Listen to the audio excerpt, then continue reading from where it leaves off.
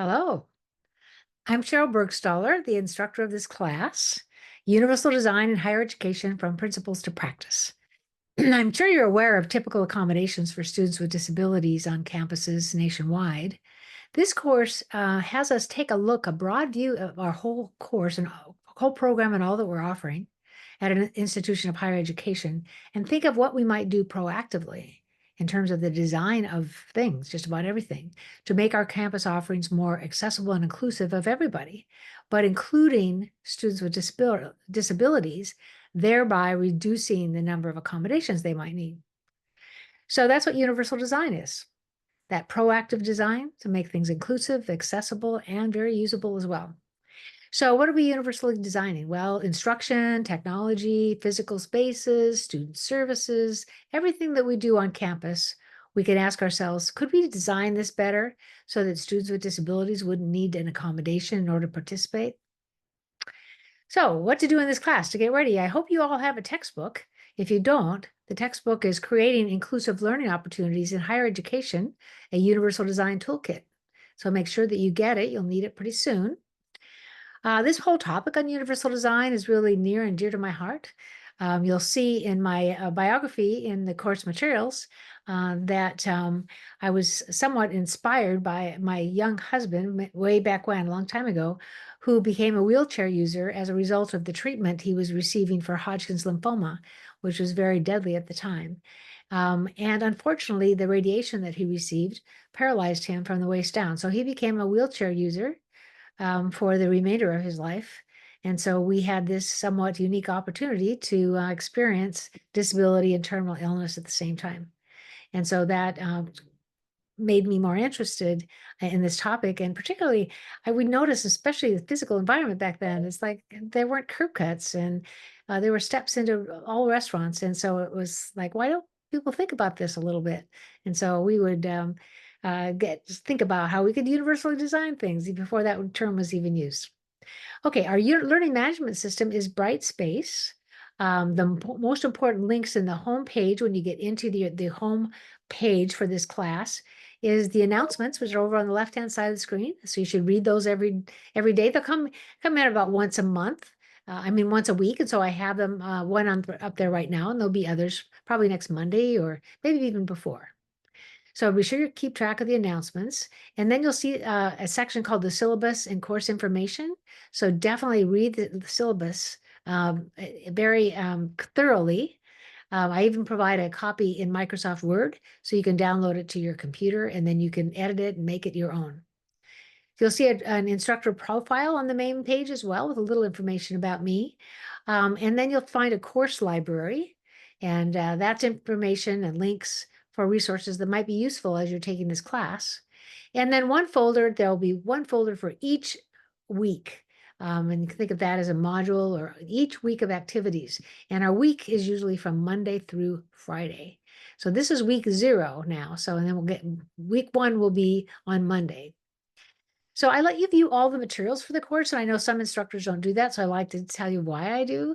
The negative side of it is I think it can be overwhelming, so try not to be overwhelmed when you see all of this stuff that we're going to do. But remember, we have 15 weeks, and so there'll be a long time to do it.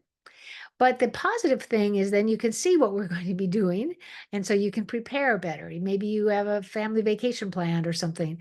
You can work around that, and you can get started on the projects on day 1. Be thinking about them, making notes about them as we complete the readings and materials in this class. So you also can work through the lessons weekly and I recommend that you start a little early on the readings, because as time goes on in the class, the number of readings and discussions per week increases. And then you have these assignments that you're working on as well. So what else in the course? Well, there's a toolbar at the top of the course. It's very helpful for you. So I hope you explore that as well. At the top of the screen, you'll see course home. And anytime you click that, you go right back to the home page. The next one is very similar. It says content. And there you'll also see all the content in the course, but it's in a text-based format, kind of in an outline form. I kind of like accessing it that way. You can see how you like to do that.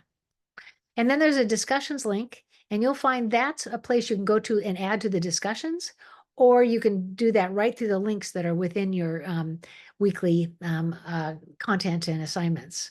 And so there are some discussions you'll see that are optional, but most of them are for credit in the class. Then we have some activities on this toolbar. So you'll see the assignments there, some tools, and there you find things like, your course calendar and how you can record the progress in your class and how you can do email. The grades, you can look there, of course, to see how you're doing as far as grades. And I grade on a percentage system. I've got this in the syllabus. You'll get a certain percentage of the total number of points, and then you get a certain grade. I have a table that will tell you what grade you'll get. Then there is a library, and that's for the School of Professional Studies here at CUNY. The library services resources, so that's worth looking at. And then in help, particularly if you need help in using Brightspace. If Brightspace is new to you, then you'll find a video in there where you can learn more about Brightspace from a student perspective. So I hope you'll find this course interesting. It's very interactive. I like a lot of chatting to go on. When I teach on site, I do have a very interactive course as well. And so you'll have 2 to 3 discussions every week. You'll notice that you have to post your message before you can see any of the others. If you kind of change your mind as you've looked through other responses, you can go back and reply to your own message and add something to it or change your mind. And that'll be figured in your grade as well. And then there's a course syllabus, which I already mentioned, to look through. And so that'll help you get started with everything else.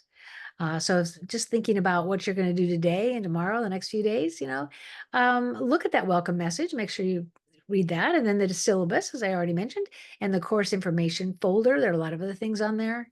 And again, download that syllabus in Word and browse the course library. The course library, again, is focused on what I have put together that I think might be useful for you.